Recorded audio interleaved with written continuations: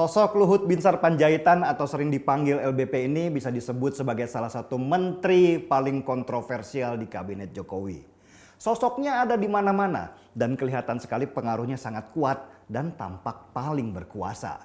Bahkan diisukan dia lebih berkuasa dibandingkan Jokowi presidennya. Ada yang bilang LBP sebenarnya adalah Perdana Menteri Indonesia. Ada juga yang bilang LBP menteri segala urusan, ngurusin semua masalah mulai dari yang kecil sampai yang paling besar. Ada juga yang bilang kalau LBP adalah bemper Jokowi kalau ada masalah. Sosok LBP di mata Jokowi bukanlah sosok baru. Mereka sudah kenal belasan tahun waktu perusahaan LBP masuk menjadi pemilik saham minoritas di PT Rakabu Sejahtera, perusahaan mebel Jokowi. Dan di sanalah jalinan pertemanan mereka dimulai dan akhirnya saling mengenal masing-masing. Dan berlanjut, waktu Pilgub DKI, LBP lah salah seorang yang berjasa yang membangun jalan Jokowi ke puncak sampai dia menjadi presiden. LBP bisa dibilang salah satu menteri yang paling loyal terhadap Jokowi. Dia menjadi bemper Jokowi waktu berhadapan dengan dinosaurus politik yang menguasai lapangan.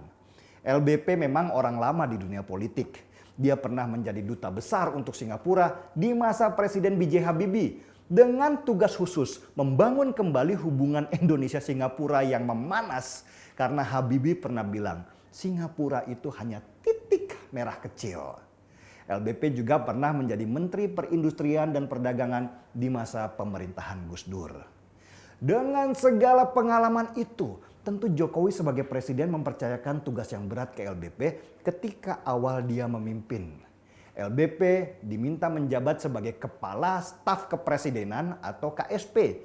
Itu tugas berat karena harus menyatukan, mengkomunikasikan, dan mengkoordinasikan banyak hal mulai dari menteri sampai petinggi partai politik. Dan LBP piawai dalam hal negosiasi juga lobi-lobi. Lanjut.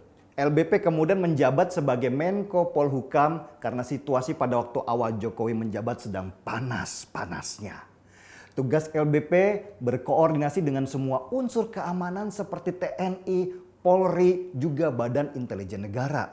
Dan sesudah tugasnya selesai, Jokowi memberi tugas berat lagi sebagai Menteri Koordinator yang membidangi maritim dan investasi.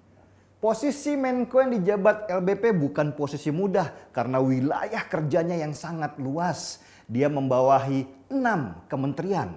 Kementerian SDM, Kementerian Perhubungan, Kementerian Laut dan Perikanan, Kementerian Pariwisata dan Ekonomi Kreatif, Kementerian Lingkungan Hidup dan Kehutanan, yang terakhir Kementerian PUPR.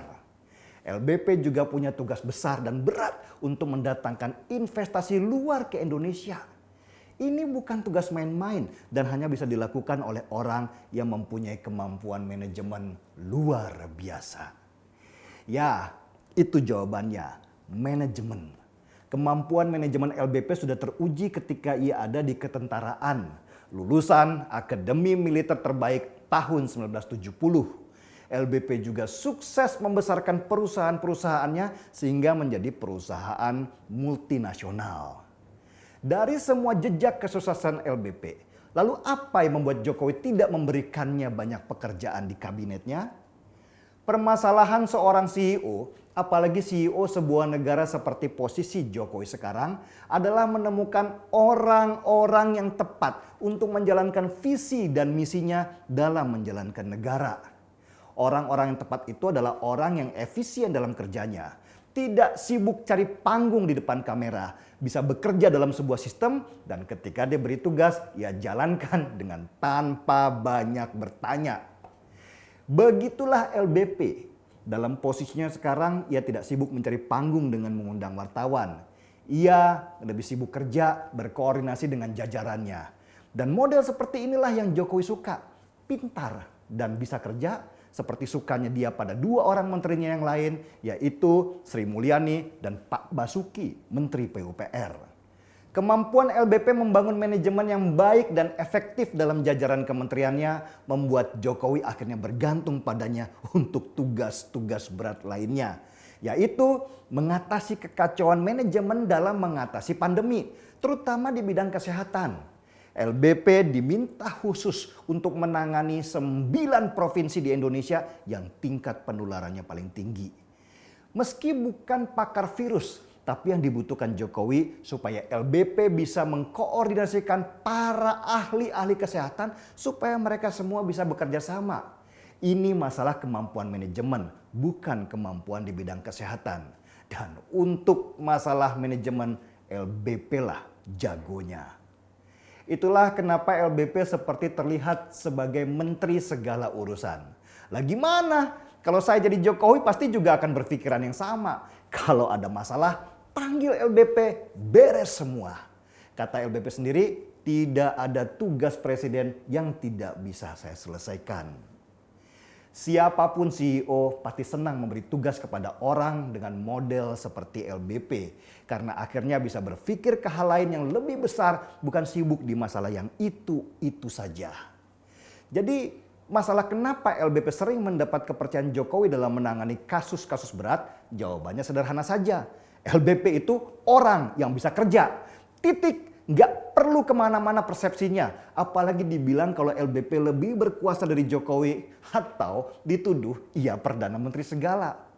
Tuduhan-tuduhan itu untuk menjatuhkan kredibilitas LBP dan ada yang ingin menjauhkannya dari Jokowi.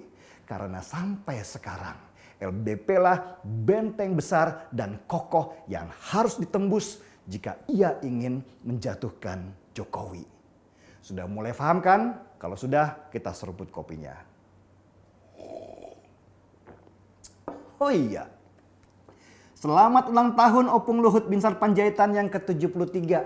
Usia beliau persis sama dengan usia almarhum bapak saya. Markibong, mari kita bongkar semua. Saya Denny Siregar, kita di acara Timeline.